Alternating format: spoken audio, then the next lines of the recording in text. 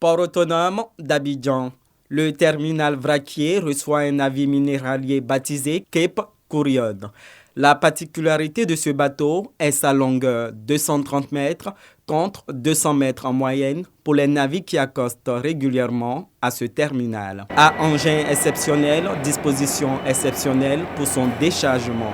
Nous avons allégé quasiment 14 000 à 15 000 tonnes au niveau de ce mouillage par le biais de barges qui faisaient l'aller-retour entre le quai et ce quai flottant. Et puis par la suite, le navire a été accosté. Vu sa longueur, il aurait été difficile de pouvoir utiliser les grues existantes pour décharger le navire sans qu'on utilise une manœuvre spéciale qu'on appelle le tribord, qui consiste en fait à mettre la queue du navire sur le côté gauche. Et donc c'est une double première finalement, puisque c'est le plus grand navire ayant jamais accosté en Côte d'Ivoire, mais en plus il l'a fait en faisant une manœuvre particulière, ce qui dénote à la fois de l'importance des investissements et de la maîtrise des équipes locales qui disposent de toutes les compétences requises pour faire des manœuvres de haut vol.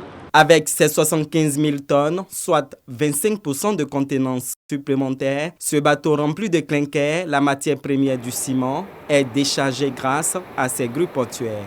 La marchandise est ensuite transportée dans ses camions-bennes. Le processus orchestré est rendu possible grâce à l'importante logistique du port d'Abidjan qui permet de faire des économies d'échelle. Aujourd'hui, pouvoir acheminer des navires de grande contenance, ça veut dire que nous pouvons être plus compétitifs. C'est donner aux opérateurs privés la possibilité d'être plus concurrentiels, plus forts, et donc la possibilité de réduire mécaniquement potentiellement les prix de leurs produits, puisqu'ils peuvent réaliser des économies d'échelle importantes. Rien n'aurait été possible sans qu'il y ait eu les investissements et les ressources nécessaires au niveau du port autonome d'Abidjan et au niveau du terminal vraquier d'Abidjan.